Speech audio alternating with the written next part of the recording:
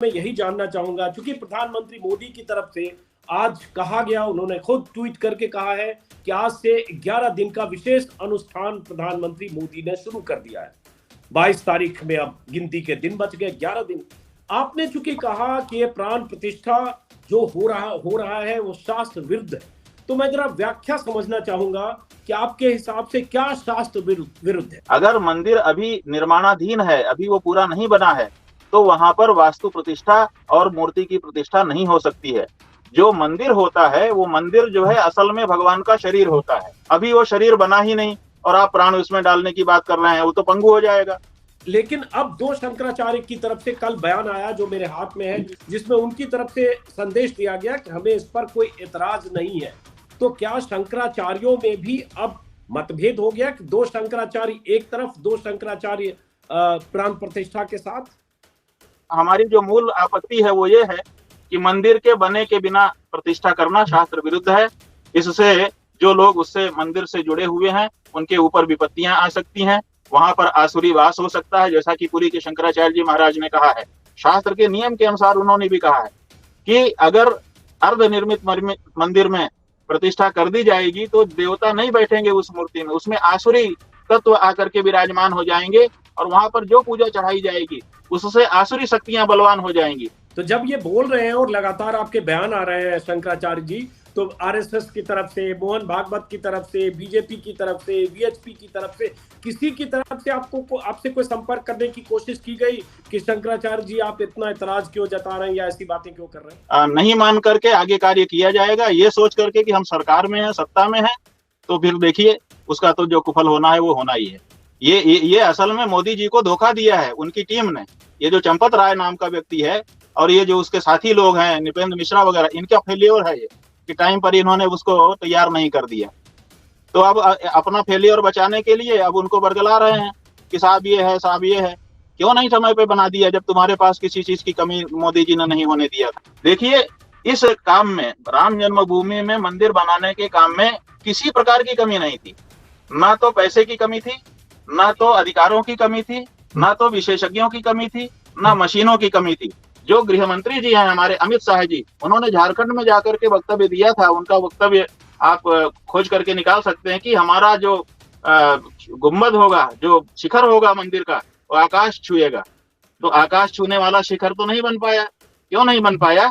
क्योंकि जब बैठक हुई तो वहां पर यह विचार हुआ कि अगर हम बहुत बड़े मंदिर के चक्कर में पड़ेंगे तो 10-15 साल बनाने में लग जाएंगे, तो फिर वो ठीक नहीं होगा। इसलिए अगले चुनाव के पहले ही हमको बना के खड़ा कर देना चाहिए। आपको क्या लगता है कि 22 जनवरी को चुनाव से 2 महीने 2.5 महीने पहले ये जो हो रहा है या 3 महीने पहले क्यों हो रहा है? सिर्फ चुनाव मकसद है?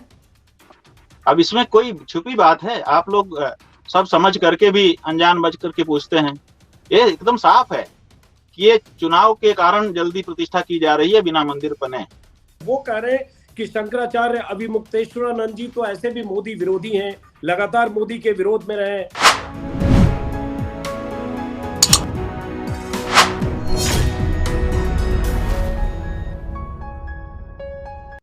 नमस्कार दोस्तों, जैसा कि आप जानते हैं 22 जनवरी को अयोध्या में रामलला के लिए जो विशाल मंदिर बना है वहां प्राण प्रतिष्ठा होगी। प्रधानमंत्री मोदी यजमान के तौर पर वहां मौजूद रहेंगे और भव्य पूजा पाठ इंतजाम के साथ उस दिन प्राण प्रतिष्ठा होगी। लेकिन आप ये भी जानते होंगे कि देश के 4 पीठों के शंकराचार्य, जो हिंदुओं के सबसे बड़े धर्माचार्य हैं, सदियों से जिस पद की महत्ता है सनातन धर्म में हिंदुओं के लिए, उनमें से 4 शंकराचार्यों की तरफ से पहले खबर आई कि उन्हें ऐतराज है जिस ढंग से प्राण प्रतिष्ठा हो रही है। लेकिन बाद में खबर आई कि 2 शंकराचार्य सहमत हो गए हैं, लेकिन 2 शंकराचार्य नाराज हैं जिस ढंग से प्राण प्रतिष्ठा हो रही है या जिस ढंग से पूजा को, प्राण प्रतिष्ठा को, मंदिर को राजनीतिक तौर पर मंदिर की मुहूर्त निकालकर या जिस तरह से इस्तेमाल हो रहा है। हमारे साथ एक शंकराचार्य हैं, 4 शंकराचार्यों में से एक अभिमुक्तेश्वरानंद जी, ज्योतिष पीठ के शंकराचार्य हैं, अभी पंजाब में सफर पर हैं, यात्रा पर हैं। हमने उनसे अनुरोध किया कि हम आपसे जानना चाहते हैं कि ऐतराज किस बात पर है, क्यों है, क्या क्या मुद्दे हैं, क्योंकि अभिमुक्तेश्वरानंद जी का बयान बीते 4-5 दिनों से लगातार चर्चा में है, सुर्खियों में है। उन्होंने कहा जिस ढंग से प्राण प्रतिष्ठा हो रही है वो शास्त्र सम्मत नहीं है, शास्त्र के विरुद्ध है, इसलिए शंकराचार्य होने के नाते हम इससे सहमत नहीं है। तो हमारे साथ खुद मौजूद हैं अभी मुक्तेश्वर नंद जी, शंकराचार्य ज्योतिष पीठ के। आपका स्वागत है, बहुत बहुत स्वागत, नमस्कार शंकराचार्य जी, स्वागत है कि आपने हमें समय दिया, शुक्रिया इसके लिए। चूंकि आपके बयान लगातार मीडिया में चल रहे हैं, देखे सुने जा रहे हैं, उस पर काफी विवाद भी हो रहा है। पहला सवाल मैं यही जानना चाहूंगा, चूंकि प्रधानमंत्री मोदी की तरफ से आज कहा गया, उन्होंने खुद ट्वीट करके कहा है कि आज से 11 दिन का विशेष अनुष्ठान प्रधानमंत्री मोदी ने शुरू कर दिया है। 22 तारीख में अब गिनती के दिन बच गए, 11 दिन। आपने चूंकि कहा कि ये प्राण प्रतिष्ठा जो हो रहा है वो शास्त्र विरुद्ध है, तो मैं जरा व्याख्या समझना चाहूंगा कि आपके हिसाब से क्या शास्त्र विरुद्ध है, एक बार फिर से समझने के लिए थोड़ा विस्तृत तौर पर। देखिए अजीत जी, आपने अभी इंट्रोडक्शन में लोगों को बताया, हमको प्रस्तुत करने के पहले, कि अयोध्या में जो मंदिर बना है उसमें 22 तारीख को कुछ होने जा रहा है। हम आपको स्पष्ट करना चाहेंगे कि ये निर्मित शब्द आप जो कह रहे हैं ये सही नहीं है। आप कहिए निर्माणाधीन मंदिर में, क्योंकि जो सच है वही कहना उचित होता है। निर्मित का मतलब जो बन चुका मंदिर है, और निर्माणाधीन का मतलब जो बन रहा मंदिर है। तो समस्या ये है कि लोग समझ नहीं पा रहे हैं मूल बात को, और प्रतिष्ठा के लिए उत्सुक हो रहे हैं। पूरे देश के लोग निश्चित रूप से प्रसन्न हैं, कौन नहीं प्रसन्न होगा कि इतने वर्षों की आजाद लड़ाई के बाद, संघर्ष के बाद एक अच्छा अवसर आ रहा है। लेकिन वो अच्छा अवसर तब होगा जब विधि विधान का भी पालन किया जाए। देखिए हम लोग देखिए, जैसे कि मोहन भागवत जी ने अपने वक्तव्य में 2019 में कहा था कि हम वहां राम जी का एक स्मारक बना रहे हैं। तो स्मारक अगर बनाया जा रहा है तो उसमें कभी भी मूर्ति स्थापित करके और प्रदर्शनी खोली जा सकती है। लेकिन अगर मंदिर बन रहा है तो मंदिर में प्रतिष्ठा के कुछ नियम होते हैं, क्योंकि वहां पूजा अर्चना होती है, वहां पर जाकर के लोग दर्शन करते हैं, तो वहां पर वो चाहते हैं कि भगवान हमको आशीर्वाद और फल प्रदान करें। और अगर विधि विधान के साथ वो कार्य नहीं होता है तो बताया है, यह शास्त्र विधि मुत्सृज्य वर्तते काम। तो जिस कार्य के लिए, जिस उद्देश्य के लिए हमने ये किया, अगर इसमें हमको सिद्धि ही नहीं मिलेगी, सुख ही नहीं मिलेगा और कोई गति ही नहीं होगी, तो फिर उस कार्य को करने का कोई तात्पर्य नहीं रह जाएगा। तो अगर कोई स्मारक बन रहा है तो हमको इतना पर केवल स्पष्ट कर दिया जाए कि ये स्मारक बन रहा है और हम भगवान श्री राम का स्टेच्यू लगा करके उसको पब्लिक के लिए ओपन कर रहे हैं ताकि वो लोग देख सकें। अगर ऐसी बात है तो हम बिल्कुल हट जाएंगे और हम कह देंगे कि भाई हमको समझ में नहीं आया था इसीलिए। लेकिन अगर ये कहा जा रहा है कि मंदिर बना है, प्रतिष्ठा हो रही है, पूजा के लिए लोग आए, विधि होगी, तो फिर शास्त्र की जो विधि है उसका पालन किया जाना चाहिए। ये हम जिस पद पर बैठे हैं, हमारा दायित्व ही बनता है, और एक सनातन धर्मी होने के नाते हमारी अपेक्षा भी यही होती है कि विधि विधान के साथ जो कार्य धर्म का हो रहा है वो हो। तो बस इसी संदर्भ में हमने ये बात कही है। समस्या ये है कि जब हम लोग धर्म के अनुसार कोई बात कहते हैं तो आजकल राजनीति इतनी हावी हो गई है कि लोग राजनीति के कारण से किसी व्यक्ति को इस खाने में, किसी व्यक्ति को उस खाने में फिट करने की कोशिश करते हैं। कोई भाजपाई कहता है, कोई कांग्रेसी कहने लग जाता है। तो हमारा ये तात्पर्य नहीं है, ना हम भाजपाई हैं ना कांग्रेसी हैं। देखिए, इस देश में राष्ट्रपति का पद है। राष्ट्रपति किसी न किसी राजनीतिक दल से ही आया हुआ व्यक्ति अभी तक बना है। किसी न किसी राजनीतिक दल में पहले काम करता है, बाद में राजनेता लोग उसको राष्ट्रपति के पद पर वोट दे करके प्रतिष्ठित कर देते हैं। लेकिन ये माना जाता है कि जब वो राष्ट्रपति के पद पर प्रतिष्ठित हो जाएगा तो फिर वो दलीय राजनीति से ऊपर हो जाएगा। इसी तरह से दूसरे भी संवैधानिक पद हैं, राज्यपाल आदि,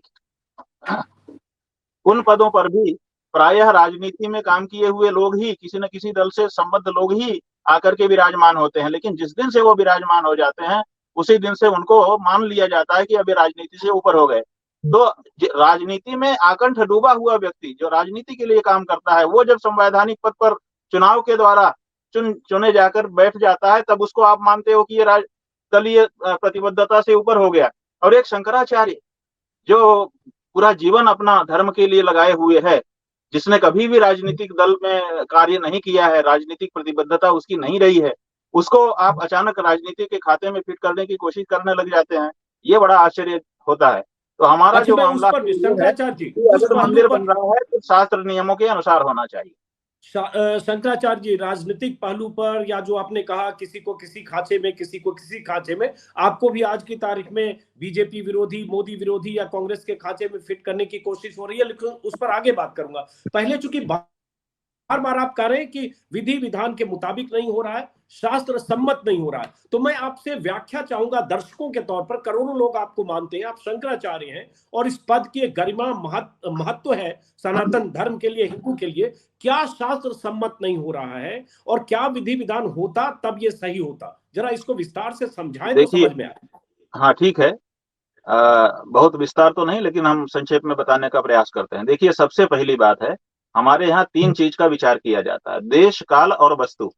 जब भी हम कोई कार्य करते हैं तो देश का विचार करते हैं, काल का विचार करते हैं और वस्तु का विचार करते हैं।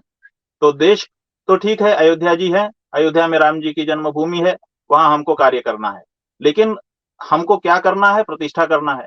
और प्रतिष्ठा कहाँ करना है? मंदिर में करना है। तो मंदिर तो पहले बन जाए। अगर मंदिर अभी निर्माणाधीन है, अभी वो पूरा नहीं बना है, तो वहां पर वास्तु प्रतिष्ठा और मूर्ति की प्रतिष्ठा नहीं हो सकती है।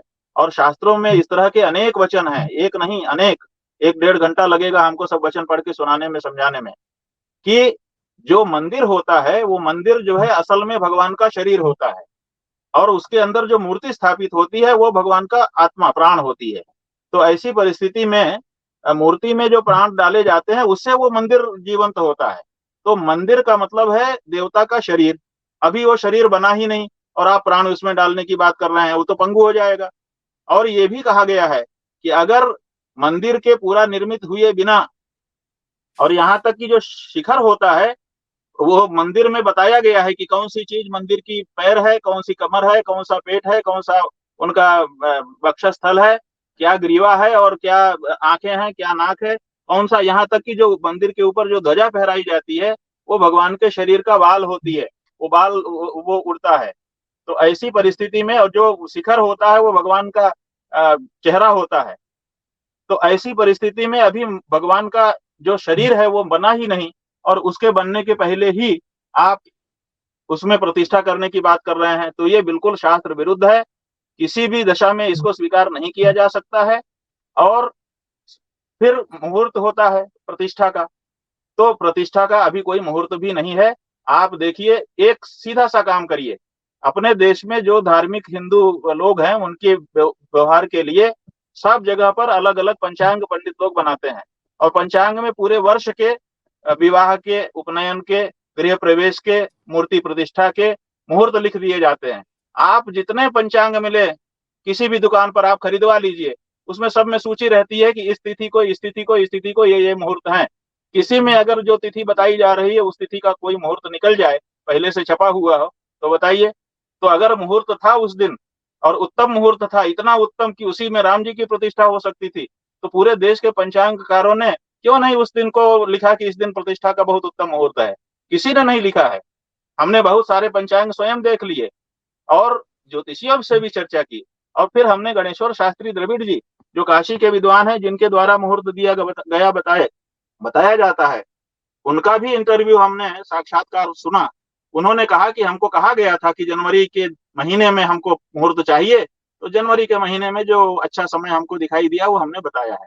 तो सवाल ये है कि जनवरी के महीने में ही चाहिए, ये उनको कौन कह रहा था, और उसके कहने वाले का उद्देश्य क्या था कि क्योंकि जनवरी में ही चाहिए? तो हमारी जो मूल आपत्ति है वो ये है कि मंदिर के बने के बिना प्रतिष्ठा करना शास्त्र विरुद्ध है। इससे जो लोग उससे मंदिर से जुड़े हुए हैं उनके ऊपर विपत्तियां आ सकती हैं, वहां पर आसुरी वास हो सकता है, जैसा कि पुरी के शंकराचार्य जी महाराज ने कहा है। शास्त्र के नियम के अनुसार उन्होंने भी कहा है कि अगर अर्धनिर्मित मंदिर में प्रतिष्ठा कर दी जाएगी तो देवता नहीं बैठेंगे उस मूर्ति में, उसमें आसुरी तत्व आकर के विराजमान हो जाएंगे, और वहां पर जो पूजा चढ़ाई जाएगी उससे आसुरी शक्तियां बलवान हो जाएंगी। तो क्या हमारा उद्देश्य है आसुरी शक्तियों को बलवान करना? हम तो दैवी शक्ति को बलवान करना चाहते हैं, ताकि दैवी संपत्ति संसार में व्याप्त हो और लोक कल्याण हो सके। ये मूल बात है। तो आपने दो अहम बात कही शंकराचार्य जी। आपने कहा कि एक अधूरा मंदिर है जिसमें प्राण प्रतिष्ठा की जा रही है, और दूसरा आपने कहा मुहूर्त। मैं अधूरा मंदिर वाले हिस्से पर आगे फिर से काउंटर सवाल है मेरा, लेकिन पहले मुहूर्त। जो हमें जानकारी मिली है, जो अलग अलग वेबसाइट्स में, आज भी नवभारतटाइम्स.com में जो खबर है, आप बता सकते हैं, चूंकि मैं धर्म का, मुहूर्त का ज्ञानी नहीं हूं, बिल्कुल अज्ञान हूं इस मामले में, अज्ञानी हूं, जिसमें कहा गया राम लला की प्राण प्रतिष्ठा विशेष मुहूर्त में होगी। ये 84 सेकंड का मुहूर्त है और राम मंदिर में शुभ समय 22 जनवरी 2022 को 12:29 8 सेकंड से लेकर 12:30 तक रहेगा। और पौराणिक कथाओं के अनुसार भगवान राम का जन्म अभिजीत मुहूर्त, मृत शीर्ष नक्षत्र, अमृत सिद्धि योग और सर्वार्थ सिद्धि योग के संगम पर हुआ था। 22 जनवरी को ये सारे शुभ समय एक साथ होंगे, इसलिए रामलला की प्राण प्रतिष्ठा का ये सबसे आदर्श समय बन जाता है। ये नवभारत टाइम्स में आज खबर छपी है। तो ऐसा है कि सबसे पहले हम आपको एक बात बताना चाहेंगे कि आप गूगल पर ही चले जाइए और कोई सामने ना हो, और उसमें ये पूछिए कि मुहूर्त का मतलब क्या होता है। तो वो बताएं कि मुहूर्त जो है हमारे यहाँ काल गणना की एक इकाई है। जैसे आजकल प्रचलित जो काल गणना की इकाई है, सेकंड है, मिनट है, घंटा है, उसी तरह से ये मुहूर्त भी काल गणना की एक इकाई है। जो हमारी भारतीय काल गणना है उसमें घटी पल विपल होते हैं।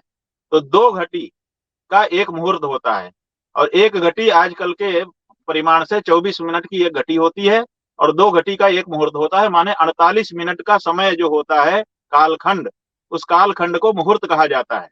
तो जब तक 48 मिनट कोई चीज एक जैसी नहीं रहेगी, तब तक उसको कैसे मुहूर्त कहेंगे।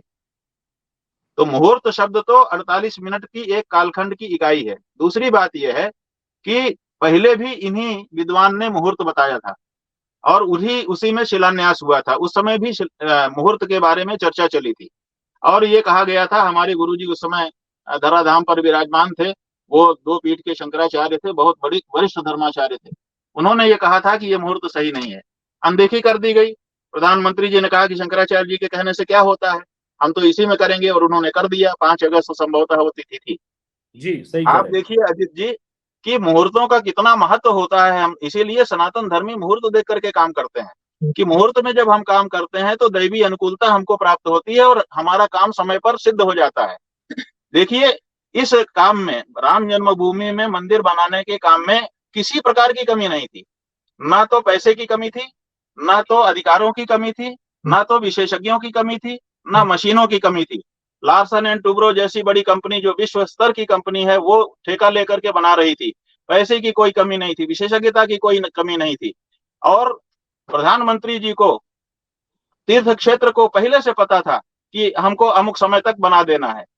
एक बात हम आपको बताना चाहेंगे, महत्वपूर्ण है, कि जो शंकराचार्य गण थे, धर्माचार्य, वो चाहते थे कि अब जब 500 वर्षों के बाद यहाँ पर मंदिर बनने का अवसर आया है, तो ऐसा मंदिर बने जैसा विश्व में दूसरा ना हो, अद्वितीय बन जाए। तो अद्वितीय मंदिर बनाने की उनकी इच्छा थी, लेकिन चूंकि उनके ट्रस्ट को सरकार ने हटा दिया और नया ट्रस्ट बना करके अपने कार्यकर्ताओं को उसमें रख करके बनाना शुरू कर दिया, तो शंकराचार्यों ने और धर्माचार्यों ने सोचा चलो कोई बात नहीं, यही बना दे। तो इन्होंने बनाया। अब इनके बनाते समय इनके मन में भी था, जो गृह मंत्री जी हैं हमारे अमित शाह जी, उन्होंने झारखंड में जाकर के वक्तव्य दिया था। उनका वक्तव्य आप खोज करके निकाल सकते हैं कि हमारा जो गुम्बद होगा, जो शिखर होगा मंदिर का, वो आकाश छुएगा। तो आकाश छूने वाला शिखर तो नहीं बन पाया। क्यों नहीं बन पाया? क्योंकि जब बैठक हुई तो वहां पर यह विचार हुआ कि अगर हम बहुत बड़े मंदिर के चक्कर में पड़ेंगे तो 10-15 साल बनाने में लग जाएंगे, तो फिर वो ठीक नहीं होगा। इसलिए अगले चुनाव के पहले ही हमको बना के खड़ा कर देना चाहिए।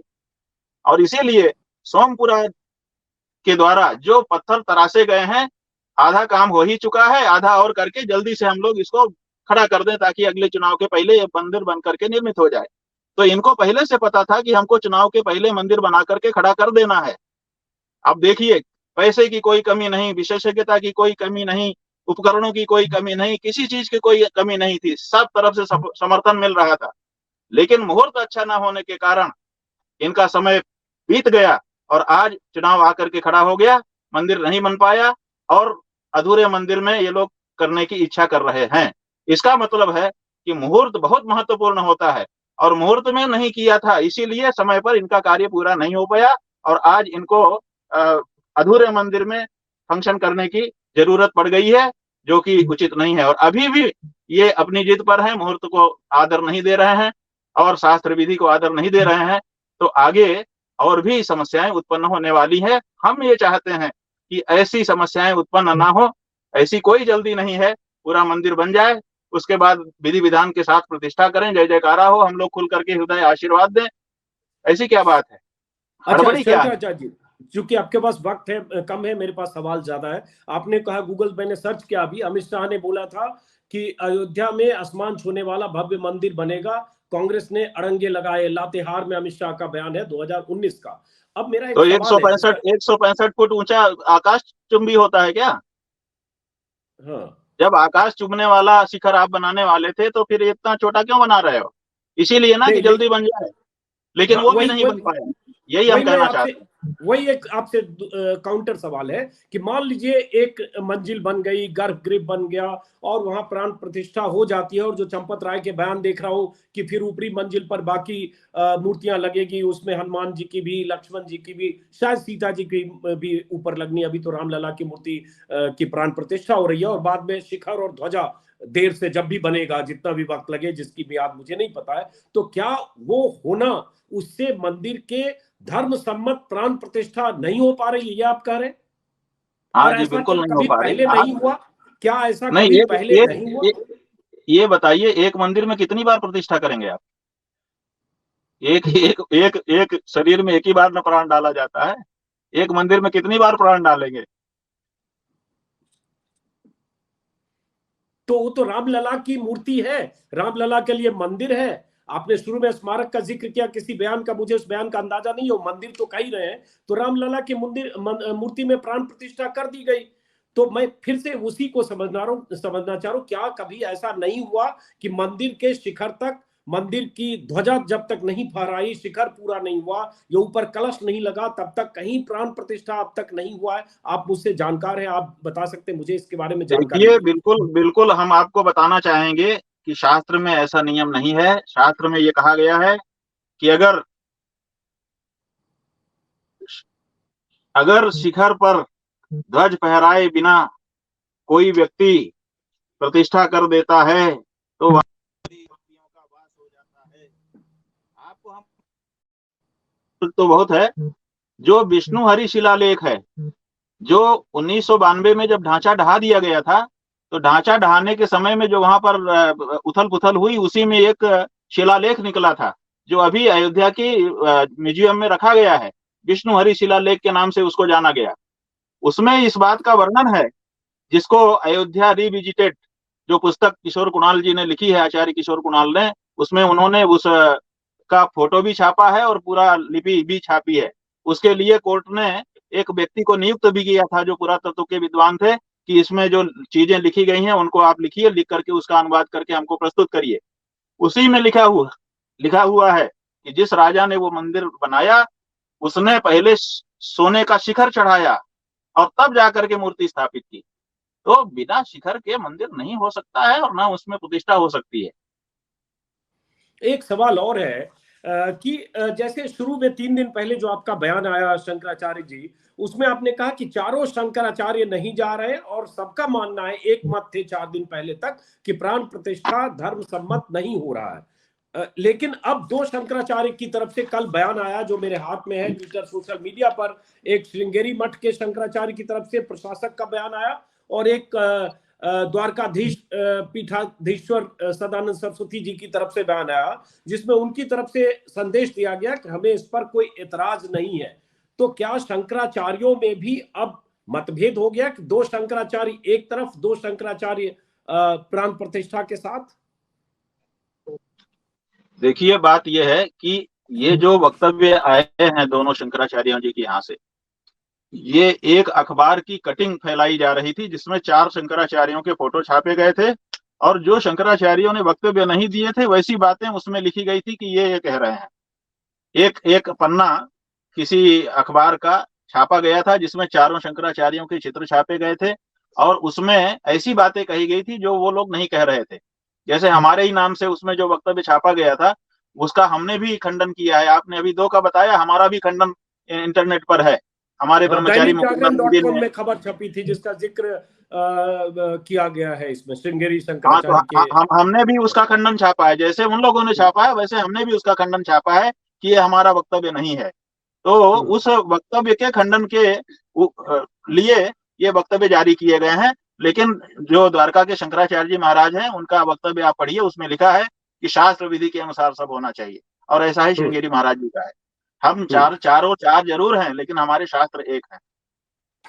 मैं आपसे स्पेसिफिक जानना चाहूंगा कि इस दोनों बयान के बाद, दो शंकराचार्यों के इस बयान के बाद, जिसे बीजेपी की तरफ से लगातार प्रचारित किया जा रहा है और न्यूज चैनल्स की तरफ से लगातार कहा जा रहा है कि दो शंकराचार्य तो प्राण प्रतिष्ठा के साथ हैं, जिनका जिक्र मैंने किया, श्रृंगेरी और द्वारकाधीश।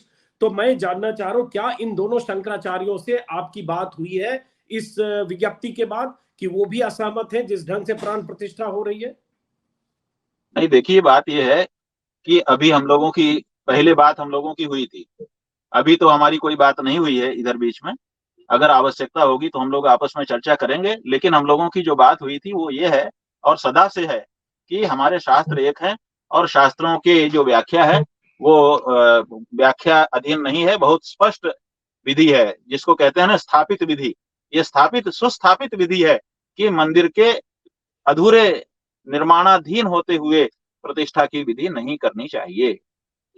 अब चूंकि शंकराचार्य जी जो लगातार बीजेपी की तरफ से या मीडिया में ये चलाया जा रहा है कि शंकराचार्य दो सहमत हैं, तो मैं जिसका आपने जिक्र किया, जिस बिंदु का मैं दर्शकों के लिए सहूलियत के लिए मैं भी पढ़ के सुना दूं, स्वामी सदानंद सरस्वती की तरफ से, जो शारदा पीठ के शंकराचार्य हैं द्वारका के, उनकी तरफ से जो बयान है उसमें आखिरी में लिखा हुआ, राम भक्तों को संदेश, उसमें आखिरी में लिखा हुआ, हम चाहते हैं कि अयोध्या में होने जा रहे परमात्मा श्री राम के प्राण प्रतिष्ठा समारोह के सभी कार्यक्रम वेद शास्त्रानुसार धर्म शास्त्रों की मर्यादा का पालन करते हुए विधिवत संपन्न हो, ऐसी भगवान द्वारकाधीश से प्रार्थना है। तो ये तो सही है कि इसमें उन्होंने कहा है कि धर्म शास्त्रों की मर्यादा का पालन और वेद और शास्त्र के अनुसार हो। तो आप कह रहे, तो इसमें भी बिटवीन द लाइंस है शंकराचार्य वही तो बात की है तरफ ना। से। तो अब कहने का सबका तरीका होता है, लेकिन शास्त्र की विधि का कोई भी कैसे विरोध करेगा, और सब शास्त्र विधि के लिए हमारा पद है, इसी के लिए हम बैठे हुए हैं, और काहे के लिए हैं। अब बात आती है और दूसरे ये है कि दो चीजें देखने की हैं अजीत जी। एक जी। तो ये देखने का है कि कोई शंकराचार्य ये कह रहा है कि अधूरे मंदिर में प्रतिष्ठा जायज है, शास्त्रीय है। कोई किसी का ऐसी पंक्ति अगर लिख करके आ गई हो तो वो दिखाने की जरूरत है।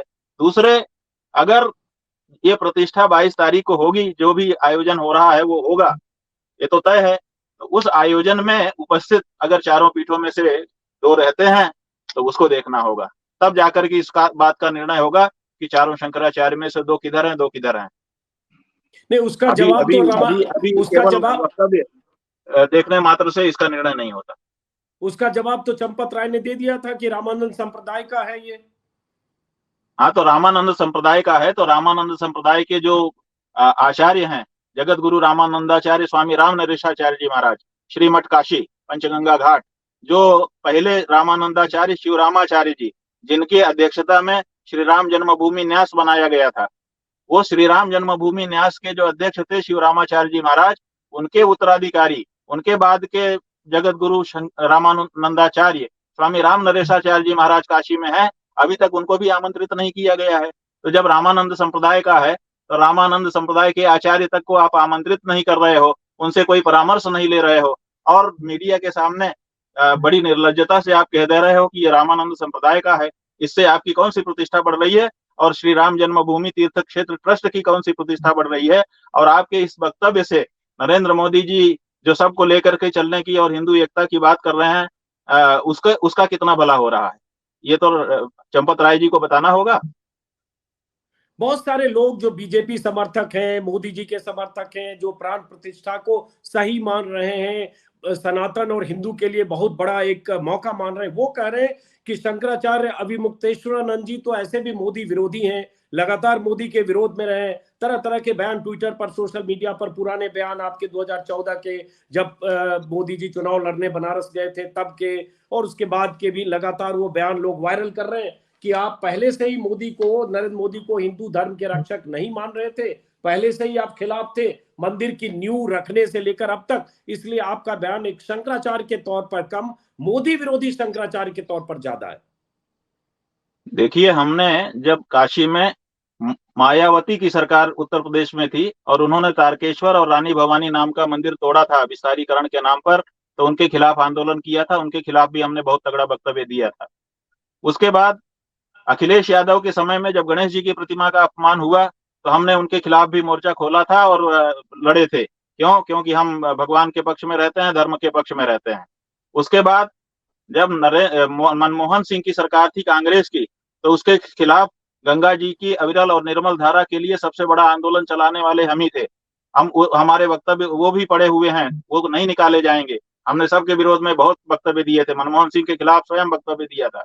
और उसके बाद जब काशी में विश्वनाथ कॉरिडोर बनाने के नाम पर सैकड़ों मंदिरों और उनके अंदर स्थापित जाने असंख्य कितनी मूर्तियों को, जो कि 500-500 साल 1,000 साल पुरानी थी, जिन देवताओं ने जिनकी प्रतिष्ठा की थी, उन मंदिरों को तोड़ करके जब फेंका जा रहा था नरेंद्र मोदी के निर्देश पर, तो हमने विरोध किया था। और आगे भी अगर कोई हमारे मंदिर को तोड़ेगा, हमारी मूर्तियों को छेड़ेगा, तो चाहे वो नरेंद्र मोदी हो, चाहे वो कोई दूसरा हो, जो भी होगा, एक सनातनी होने के नाते विरोध हम करेंगे, हम करते रहेंगे। तो हमने किया था विरोध और हमको कोई मलाल नहीं है। हमको बड़ी गर्व है इस बात का कि कम से कम विपरीत परिस्थिति में भी हम सत्ता को नहीं, हम परम सत्ता को देख रहे थे और भगवान के और धर्म के पक्ष में खड़े थे। और यही गौरव हमको हमारे जीवन का प्रेरणा का स्रोत है। तो हमने विरोध किया था, हम बिल्कुल इनकार नहीं करते हैं। लेकिन नरेंद्र मोदी के किसी और मामले में अगर हमने कोई विरोध कभी किया हो, तो नरेंद्र मोदी का कोई भी समर्थक खड़ा होकर दिखा दे। जहां धर्म का मामला आता है, जहां राजनीति धर्म को हस्तक्षेप करती है। शंकराचार्य जी, लोग कह रहे हैं, जो मोदी समर्थक मीडिया या जो आपके बयान के मतलब पुराने आपके बयानों के संदर्भ में निकाल रहे हैं, वो सब लोग कह रहे हैं कि आप 2014 में और 19 में नरेंद्र मोदी के चुनाव लड़ने के खिलाफ थे और उस तरह से सड़क पर उतरकर प्रचार जैसी स्थिति आप बना रहे थे वहां बनारस में। तो जब आपका पहले से ही मोदी के खिलाफ आपका स्टैंड है, तो लोग कह रहे हैं ये धर्म गुरु से ज्यादा मोदी विरोधी नहीं 2014 आप देखिए, 2014 में हमारे वक्तव्य कहीं मिल जाएंगे खोजने पर, हम तो संग्रह रखते नहीं है। हमने नरेंद्र मोदी का समर्थन किया था, क्योंकि तब इन्होंने बड़ी दृढ़ता दिखाई थी। जब इनको एक टोपी पहना रहा था कोई मुसलमान, तो इन्होंने कहा था कि नहीं, ये हम हिंदू हैं, हम नहीं पहनेंगे। हमको ये बात बहुत छू गई थी और हमने कहा था कि ऐसा व्यक्ति अगर देश में नेतृत्व करने के लिए आगे आए तो बहुत अच्छा होगा। तो 2014 में तो हमने इनका समर्थन किया था। लेकिन जब इन्होंने मंदिर तोड़े, तो मंदिर तोड़ने के विरोध में हमने इनका विरोध किया और इनके खिलाफ हमने एक व्यक्ति जो श्री भगवान जी हमारे संत हैं, उनको हमने खड़ा करना चाहा, केवल प्रतीक रूप में कि हम संतों का आपसे विरोध है, ये बताने के लिए। तो इन्होंने जानबूझ करके उनका नामांकन खारिज करवा दिया। तो हमने उसका विरोध किया कि ये गलत हो रहा है, और 22 गलतियां इनके स्वयं के नामांकन में थी, वो भी हमने बताया था, लेकिन उसकी सुनवाई चुनाव आयोग ने नहीं की। एक बड़ी बात आपने कही शंकराचार्य जी, माफी चाहूंगा और असहमति के साथ मैं कहूंगा कि आपने कहा कि नरेंद्र मोदी ने कोई मुस्लिम उनको टोपी पहना रहा था। मुझे याद है वो सद्भावना उपवास ऐसा कुछ कार्यक्रम था, प्रधानमंत्री नहीं बने थे, 2013 का है शायद, मुख्यमंत्री थे गुजरात के, तो उन्होंने टोपी नहीं पहनी। आपने कहा आपको दिल को छू गई वो बात और अच्छी लगी। तो क्या आप एक संत हैं, धर्मगुरु हैं, धर्माचार्य हैं, हिंदुओं की सबसे बड़ी गद्दी में से एक पीठ के आप शंकराचार्य हैं, तो आप तो सर्व धर्म संभाव वाली बात होनी चाहिए। आप कैसे उस आधार पर सिर्फ नरेंद्र मोदी के तब पक्ष में थे क्योंकि एक मुस्लिम हम इसलिए पक्ष में थे, हम सबका आदर करते हैं, हम मुसलमानों के द्वेषी नहीं हैं, हम उनका सम्मान करते हैं। लेकिन हम घाल मेल के पक्षपाती नहीं हैं कि हिंदू जो है मुसलमान हो जाए, मुसलमान हिंदू हो जाए और ऐसे घाल मेल करता रहे। घाल मेल नहीं चाहते। हम चाहते हैं कि जो मुसलमान है वो अच्छा मुसलमान हो, जो हिंदू है वो अच्छा हिंदू हो। तो हिंदू जो है वो मुसलमानी टोपी ना पहने और मुसलमान जो है हिंदू का तिलक ना लगाए। क्योंकि जिसके यहाँ जो नियम बनाए गए हैं उनका पालन करते हुए वो एक दूसरे का आदर करे। हम इस तरह के विचार वाले हैं, इसीलिए वो बात हमको अच्छी लगी थी। तो आपको क्या लग रहा है कि उसके बाद से अभी भी लोग मोदी जी और बीजेपी का रवैया तो यही मानते हैं कि मुस्लिम उनके किसी तरह से उनका जो पूरी 80% हिंदू आबादी उनके लिए मायने रखती है, उसी तरह की उनकी राजनीति है। तब तो वो अपने उस एजेंडे पर, अपने उस पर तो आज भी मोदी कायम है, और इसीलिए राम मंदिर का वहां उद्घाटन हो रहा है, देश में बताने के लिए कि हम हिंदू हृदय सम्राट हैं और देश हिंदू नहीं नहीं राष्ट्र बन नहीं, सकता अब है, ऐसी ऐसा बहुत बात सारे नहीं है। लोग। हाँ। अब ऐसी बात नहीं है। अब तो उन्होंने मुसलमान के हाथ की मिट्टी हमारे मंदिर के नींव में डलवा दी है, और देश के राष्ट्रपति को और शंकराचार्य को आमंत्रित नहीं किया है, बल्कि हाशिम अंसारी को आमंत्रित किया है। अब तो दूसरी राजनीति हो गई है उनकी, अब वो बात नहीं रही है, वो स्पष्टता नहीं रही। तो अगर वो हाशिम अंसारी ना हो और वहां मुसलमानों के प्रति कोई भी लचीला रवैया नरेंद्र मोदी में दिखे, जो दिखता ऐसे भी नहीं है, तो आपको दिक्कत नहीं है? नहीं, हमको इसमें दिक्कत नहीं है। उनको हमारे धर्म विधि का अंग नहीं बनाना चाहिए। उनका आदर सम्मान हम कर सकते हैं, लेकिन उनके हाथ की मिट्टी हम नींव में रखें, तो जहां नींव में हम कोई चीज रखते हैं वो हमारी धर्म विधि का अंग होता है। तो हम ये नहीं चाहते कि उनके हाथ से मिट्टी रखाई जाए।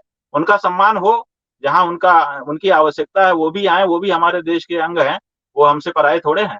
लेकिन धर्म विधि का अंग हम उनको नहीं बनाना चाहते, ना उनकी धर्म विधि का अंग हम बनना चाहते हैं। हम सांकर्य नहीं चाहते, बस इतनी बात। चलिए, इस पर बहुत लंबी बात हो सकती है, लेकिन वापस लौटते मूल विषय पर। एक और वीडियो आपका बीजेपी समर्थक लोग जारी कर रहे हैं, जिसमें आपने शायद 2015 में कहा था, जब मंदिर बनने की प्रक्रिया शुरू नहीं हुई थी, कि मोदी राम मंदिर नहीं बनवा रहे हैं, तब आपने कहा था कि मोदी की मंशा नहीं है।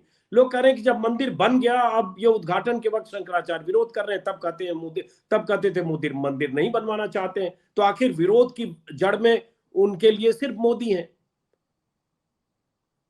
देखिए, ये कब की बात है, जब ये हाई कोर्ट से, सुप्रीम कोर्ट से राम जन्मभूमि का फैसला नहीं आया था, तब की बात है। तो ये कहाँ मंदिर बनवा रहे थे, आप बताइए। इन्होंने जब न्यायालय में मुकदमा चल रहा था राम जन्मभूमि का, तो कौन, भाजपा पार्टी थी, विश्व हिंदू परिषद पार्टी थी, बजरंग दल पार्टी थी, दुर्गा वाहिनी पार्टी थी, राष्ट्रीय स्वयंसेवक संघ पार्टी था, कोई मुकदमे में लड़ने नहीं गया। ये तो 1986 में हिमाचल प्रदेश में बैठक करके प्रस्ताव पारित कर चुके थे कि आस्था का मुद्दा है, न्यायालय इसमें फैसला ही नहीं कर सकता है। तो जब न्यायालय फैसला नहीं कर सकता भैया, तो आप न्यायालय को मानते ही नहीं हो, आप केवल सड़क पर हल्ला मचा रहे थे। तो ये जीत तो न्यायालय से हुई ना। तो न्यायालय के पहले ये लोग आंदोलन करते थे, तब हमने ये कहा था कि ये मंदिर बनाने वाले नहीं है। न्यायालय में जो लोग लड़ रहे थे उनका योगदान है ना, उन्होंने न्यायालय में अपना पक्ष रखा, विजय प्राप्त की, भूमि उनको मिल गई। उसके बाद सरकार में होने के कारण ये आकर के बैठ गए और इन्होंने मंदिर बनवाना शुरू किया। तो सरकार में होने के कारण सरकार प्रधानमंत्री होने का फायदा उठाया, और फिर जो अवसर आया था उसको इन्होंने आपदा में अवसर ले लेते हैं, तो इन्होंने अवसर ले लिया अपने हाथ में, उसके बाद बनाना शुरू किया। हमारा जो वक्तव्य है वो न्यायालय के फैसले के पहले का है, और ये बात बिल्कुल हमारी सच है कि ये बनाने वाले नहीं थे, केवल बात कहते थे। ये तो न्यायालय से फैसला जिन्होंने कराया उनकी जीत है, उनके कारण आज मंदिर बन रहा है। भाजपा के कारण और इनके आंदोलन के कारण नहीं बन रहा है, आंदोलन से तो और ज्यादा दूरियां बढ़ रही थी। ये तो न्यायालय में जाकर के जिन लोगों ने पक्ष रखा, जिन्होंने पैरवी की, जिन्होंने बातें की, उनका ये योगदान है कि आज यहाँ पर मंदिर बन रहा है। और सुन्नी सेंट्रल वक्फ बोर्ड का सबसे बड़ा इसमें योगदान है। इसलिए सुन्नी सेंट्रल वक्फ बोर्ड का इसमें योगदान है क्योंकि उन्होंने समझौता किया, और समझौता करके कहा कि हम बाबरी मस्जिद नाम की चीज से, जिस पर अपना दावा हम आज तक रखते रहे, वो दावा छोड़ रहे हैं। जब ये हस्ताक्षरित होकर के समझौता सुप्रीम कोर्ट में दाखिल हुआ, तब जाकर के ये फैसला आया है। तो इसमें योगदान उन पक्षकारों का है, वो मुस्लिम पक्ष भी इसका श्रेय भागी है, और वो हिंदू पक्ष भी, जो लोग हिंदू समाज की ओर से खड़े थे वो असली प्रतिनिधि हैं, जो लोग मुस्लिम समाज की ओर से थे वो असली प्रतिनिधि हैं। ये लोग तो बाद में सरकार में होने के कारण आकर के खड़े हो गए, अन्यथा इनका क्या वहां बनता था। और सुप्रीम कोर्ट का देखिए, सुप्रीम कोर्ट ने कहा था कि राम जन्मभूमि न्यास जो बना हुआ है उसके कारण ये ढांचा टूटा है, इसलिए इस न्यास को अभी भविष्य में जमीन नहीं दी जाएगी। संत लोग जो दूसरा ट्रस्ट बनाएंगे उनको भविष्य में जब फैसला आएगा तभी जमीन दी जाएगी। और सुप्रीम कोर्ट ने फिर सरकार को कह दिया कि नया ट्रस्ट बना दीजिए, और उसमें वही ट्रस्ट के लोग आ गए जो राम जन्मभूमि न्यास में लगभग थे। तो जब राम जन्मभूमि न्यास को नहीं देना है, ये फैसला हो गया, तो न्यास को नहीं, उसी के लोग वही लोग आकर के फिर से ट्रस्ट बना करके बैठ गए, सुप्रीम कोर्ट कुछ नहीं बोला। ये भी तो बात है। तो आज तो मान लीजिए ट्रस्ट बन गया और उसके बाद भव्य मंदिर जो बीजेपी दावा कर रही है, लगातार बहुत बड़े बड़े कार्यक्रम का आयोजन है, देश भर से लाखों लोगों को ले जाने के इंतजाम हो रहे हैं और प्रधानमंत्री मोदी ने 11 दिन का विशेष अनुष्ठान की शुरुआत कर दी है आज नासिक से प्रधानमंत्री मोदी।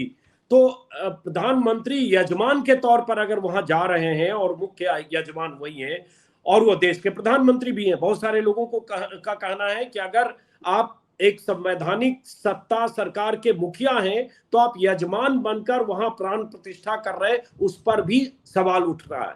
तो आपकी इस बारे में क्या राय है? नहीं, हम इस बारे में विरोध मत नहीं रखते हैं। देश के प्रधानमंत्री हैं, हर धर्म के कार्यक्रम में सम्मिलित होने का धर्मनिरपेक्ष देश होने पर भी उनको अधिकार है। वो यहाँ पर भी खड़े हो सकते हैं और किसी दूसरे धर्म का कोई कार्यक्रम हो रहा है वहां पर भी मुखिया की भूमिका निभा सकते हैं। हम इस बारे में उनका कोई विरोध नहीं करते। एक और सवाल है शंकराचार्य जी, माफी चाहूंगा, 2-3 सवाल और है मेरे, कि जैसे ये जो हमारे यहाँ शास्त्र है, वो शास्त्र में राजा सबका संबंधी होता है, इसलिए जो शासक है वो किसी के भी कार्य में सम्मिलित होगा, मुखिया होने के कारण वो लीड कर सकता है। लेकिन वो शास्त्र है, वो राजा राजतंत्र का राजा था, अब लोकतंत्र है, देश में जनता चुनती है और उसके लिए संविधान है जो 1950 से लागू है, बाबा साहब अम्बेडकर का संविधान।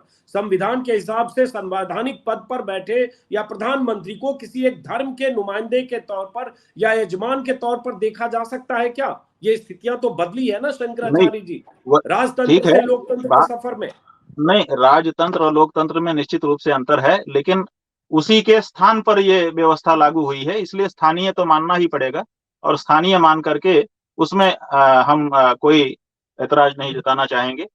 वो मुस्लिम कार्यक्रम हो, कोई बाबरी मस्जिद के उद्घाटन में भी अगर वो मुखिया की भूमिका निभाएं तो निभा सकते हैं, ऐसा हम मानते हैं। चलिए, शुक्रिया। एक सवाल और है कि लोग कह रहे हैं कि स्वरूपानंद सरस्वती थे, वो भी लगातार बीजेपी के विरोध में या मोदी के विरोध में और कांग्रेस के प्रति उनका लचीला रवैया या झुकाव था, वो वीडियो भी लोग निकाल के शेयर कर रहे हैं और आप भी शुरू से मोदी विरोधी या आप का उनकी मुखालफत वाले सारे बयान है, इसलिए इसको लोग मान रहे हैं कि ये शंकराचार्य की निजी खुन्नस या खुंदक है मोदी से, इसलिए ये शास्त्र सम्मत या धर्मशास्त्र या वेद की बात कर रहे हैं, वैदिक कृति से प्राण प्रतिष्ठा न होने की बात। भाई, मोदी जी से हमारा व्यक्तिगत कोई संबंध ही नहीं है, ना प्रेम का ना शत्रुता का। वो तो देश के प्रधानमंत्री हैं, इसीलिए हमारा उनसे संबंध है। और जब कोई गलत काम होता है तो उसी का विरोध हम करते हैं और हमने बताया कि हम सबका कर चुके हैं। जहां जहां किसी की धर्म के मामले की गलती होती, बाकी चीजों में हम बोलते भी नहीं है। किसी मामले में हम नहीं, विदेश की नीति पर हम नहीं बोलते हैं, गृह देश की नीति में नहीं बोलते हैं। जब धर्म के मामले में कोई गड़बड़ी राजसत्ता की धारा होती है तो हम उसको बोलते हैं और अपना दायित्व तो पहले हम जगतगुरु शंकराचार्य जी महाराज के प्रतिनिधि के रूप में बोलते थे, अब शंकराचार्य के रूप में बोल रहे हैं। तो जब ये बोल रहे हैं और लगातार आपके बयान आ रहे हैं शंकराचार्य जी, तो आरएसएस की तरफ से, मोहन भागवत की तरफ से, बीजेपी की तरफ से, वीएचपी की तरफ से, किसी की तरफ से आपसे कोई संपर्क करने की कोशिश की गई कि शंकराचार्य जी आप इतना एतराज क्यों जता रहे हैं या ऐसी बातें क्यों कर रहे हैं? नहीं, समस्या तो यही है ना कि वो हमसे बात ही नहीं करते हैं। हमको पहले ही से मान लिया कि ये हमारे दुश्मन है, ये समस्या है। जबकि हम असल में उनके हितैषी हैं, हम चाहते हैं कि उनसे कोई गलत काम ना हो ताकि उनका पतन ना हो। तो ये जो समस्या है, यही आपकी नाराजगी की वजह तो नहीं है कि वो आपसे बात नहीं करते हैं? नहीं, हमारी ऐसी कोई नाराजगी नहीं है। वो बात कर लेंगे तो हम तर थोड़े जाएंगे, हमको मोक्ष थोड़े मिल जाएगा। अगर वो हमसे बात कर लेंगे तो हम बहुत महत्वपूर्ण अपने आप को समझ लेंगे, ऐसा नहीं है। हम तो जो है वही रहेंगे, हमको पता है। हम बहुत लो प्रोफाइल रहते हैं, धरती से जुड़े हुए रहते हैं और नेताओं से मिलने में रुचि नहीं रखते। किसी भी नेता को हम मिलने में ज्यादा रुचि नहीं रखते। आ जाए तो स्वागत जरूर करते हैं, आगत का स्वागत हमारी संस्कृति है।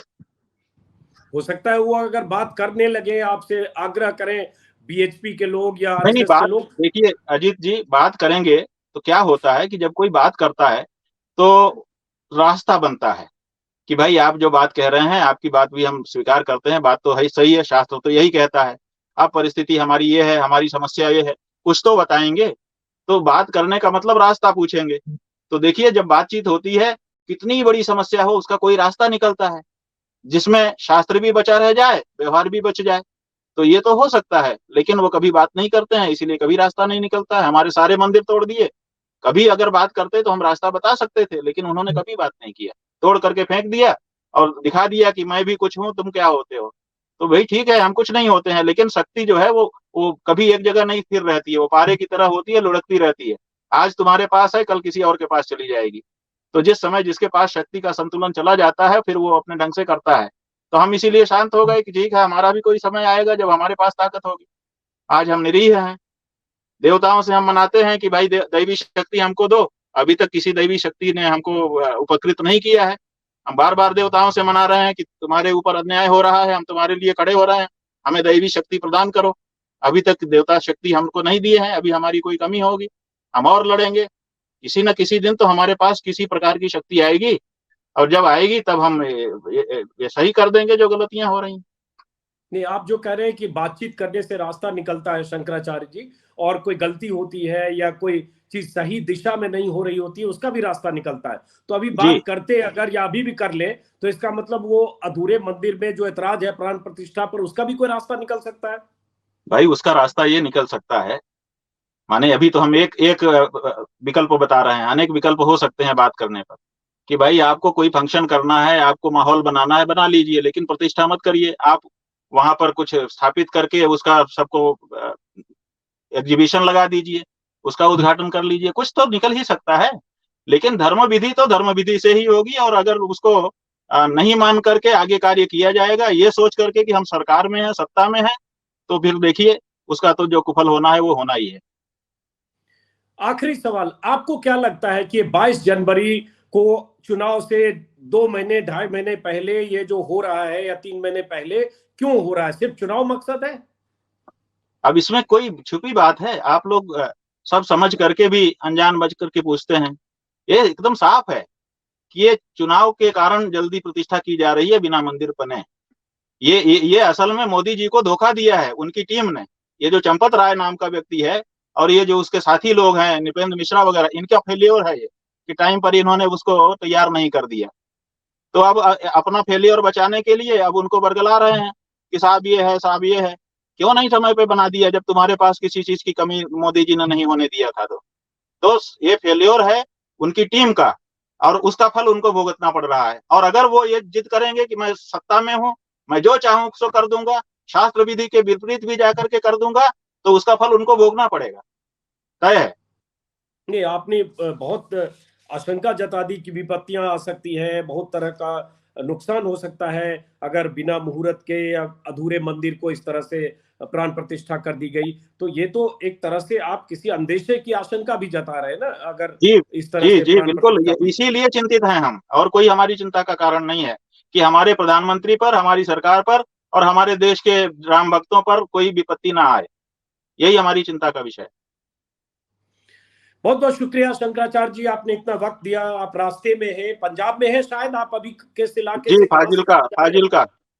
फाजिल्का में है। रास्ते में सफर के दौरान गाड़ी रोककर शंकराचार्य जी ने हमसे बात की। बहुत बहुत शुक्रिया, वक्त आपका ज्यादा लिया हमने, बहुत शुक्रिया, नमस्कार। नारायण नारायण।